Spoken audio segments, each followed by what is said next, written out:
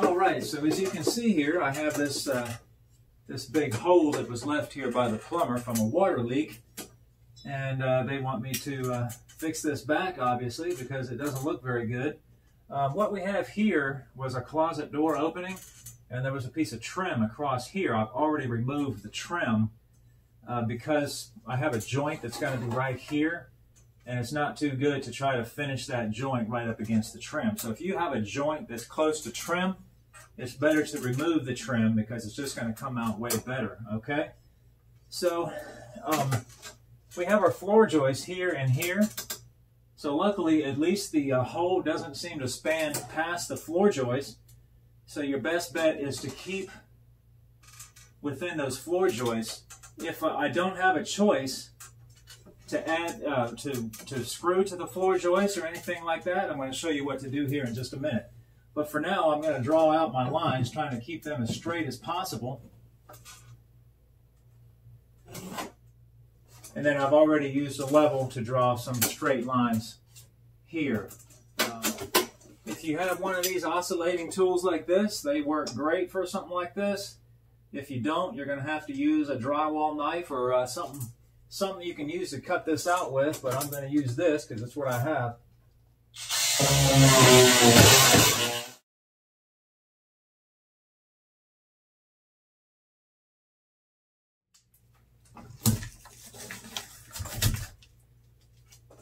And just clean the remaining drywall off with a tool like this if you have one. Like here, we got a nail. Remember I said earlier, if you didn't have wood to screw back to, what are your options for that? Say this hole went past the joist and it was out into here, but I didn't want to make this hole all the way to the next joist over there. What you would do is take a piece of wood and just say the hole was cut here. You put it here and span it halfway across both joists and then screw on both sides of the drywall, and that will hold that like this. That way you get screws here and screws here. Now this one has wood, so I can't show you on this one, but that's what I always do. When I don't have wood to go back to, I take a piece of scrap wood and go behind and screw on both sides, and that works perfect. I think this is just a little bit stronger. I just cut a piece to go between that space right there to take up the gap.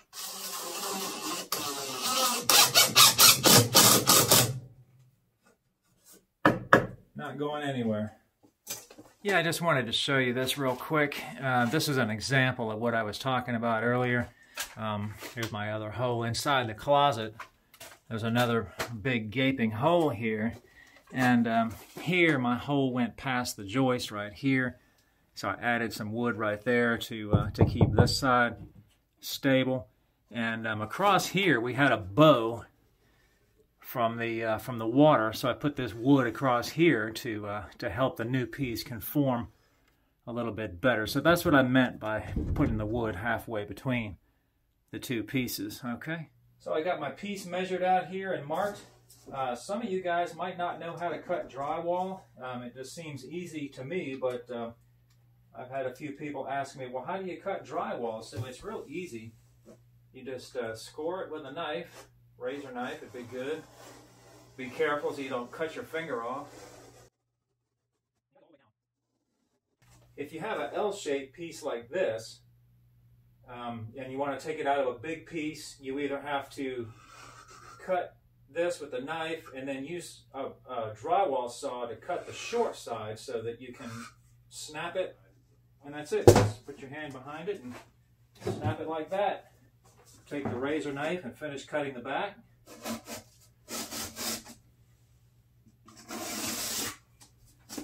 And that's how you cut drywall. So obviously I probably shouldn't even need to mention this, but most drywall is 1/2 inch in thickness.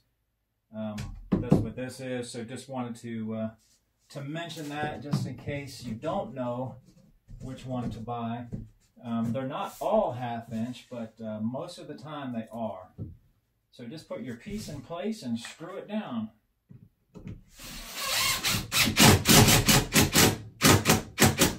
Sink the screw so that it's just barely below the surface. If If you go too low with it, it'll just pull through and it's not really going to do anything. The best is just to sink it just below the surface. If you feel the head of the screw, it's going to show up in the mud.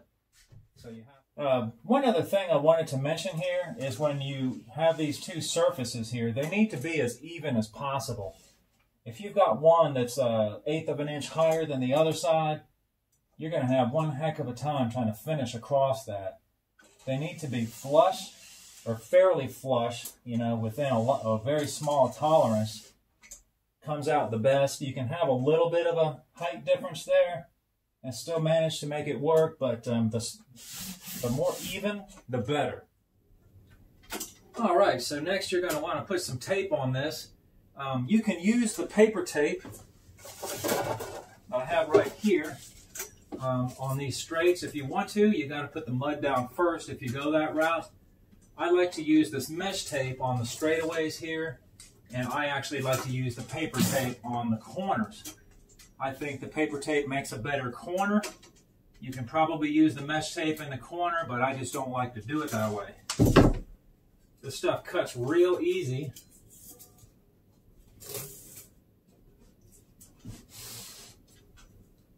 Just use a drywall knife, like that. Nothing to it. Now you can mix your mud down with a little bit of water if you want to thin it out. On the first coat, I usually never fool with it, but second and third coat, yeah, I thin it out with some water. If you're doing a large area, use one of them paddle bits that works off of your drill. Pour about a cupful of water in the whole bucket.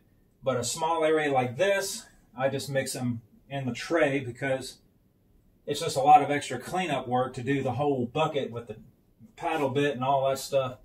That's just me because I'm lazy, so you can take that for what it's worth. But to do the corner,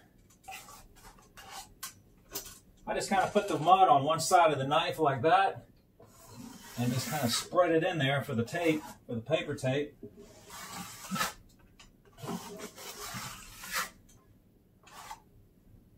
That stuff needs 100% coverage, or you'll have areas that are sticking up that aren't glued down.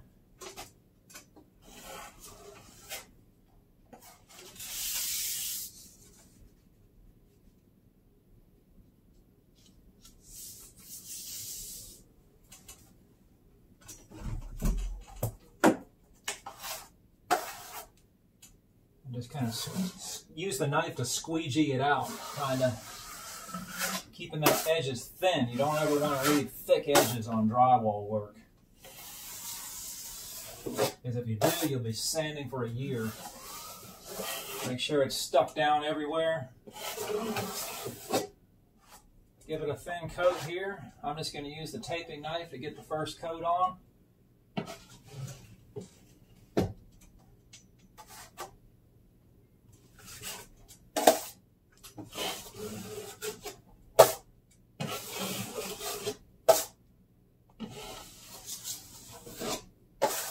I kind of like the mud underneath the tape to be a little drier before I go ahead and add another coat, but that doesn't mean you can't do that if you don't prefer to do it that way. I prefer to wait myself. If you're wondering what this is, see my video on paint sampling without having the original can. That was me cutting out a piece of the paper on the drywall to get a sample so that I can match the wall. Alright, that's got a coat. I'm going to let that dry. So I'm in a little bit of a hurry today. If you're in a little bit of a hurry, put a fan on it. I have one of those commercial floor blowers. I'm going to get ready to go get that and blow this, so I can keep adding coats to this.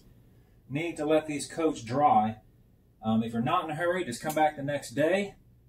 All right, just putting on the second coat now. Remember Biff and Back to the Future? Just putting on the second coat now. Now, Biff, don't con me.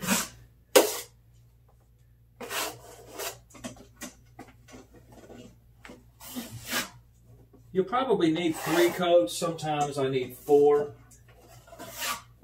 Just depends on how it looks when it's all said and done. Just remember to keep it thin Sometimes you can take the knife and kind of go like this to cut them edges down so you're not sanding it for 10 years. What I'm doing is I'm twisting the knife so that I'm putting pressure on the edge of the drywall. See that? Just cut them edges down so you don't have to sand them all day. So on these corners, you can either finish one side at a time with a taping knife like this and let it dry and then do the other side. Or you can do both sides at the same time, which is what I like to do with the corner knife. Then it's less waiting.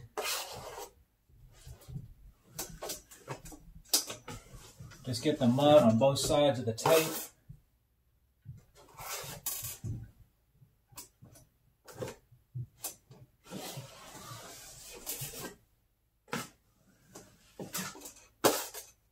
And then just take the corner knife and go across it.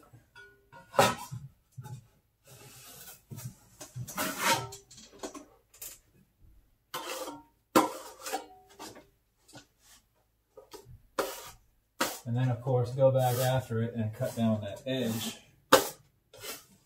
We're going to let this dry again, and I'm probably going to add another coat. I may not show it because it's just the same thing all over again.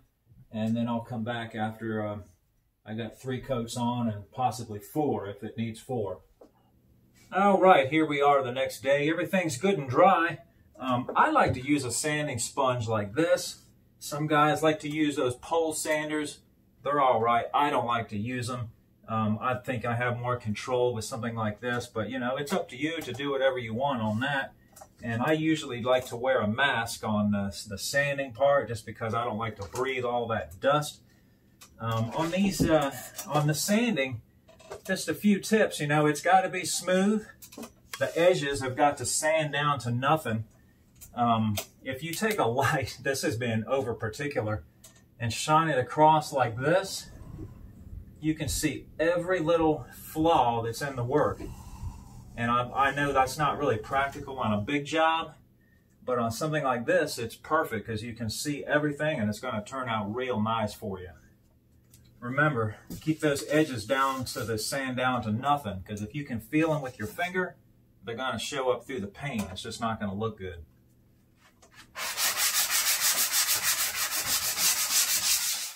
Welcome back. Got it all sanded down. Even looks good under the flashlight. Couple of tips. After you're done sanding it, I would take a hand broom or a shop vac with a soft bristle brush on the end of it and vacuum the dust off of there just so you're not painting right over dust directly. Stuff like that. So the only thing at this point left is to add primer. Always want to primer these things. Use a good quality primer. And then after that, I'm going to paint and put the trim back. And that's about it. That's how you patch up a hole like that. Guys, if you enjoyed this video, click on that thumbs up and subscribe to my channel. I come out with videos like this as often as I can. Thanks for watching.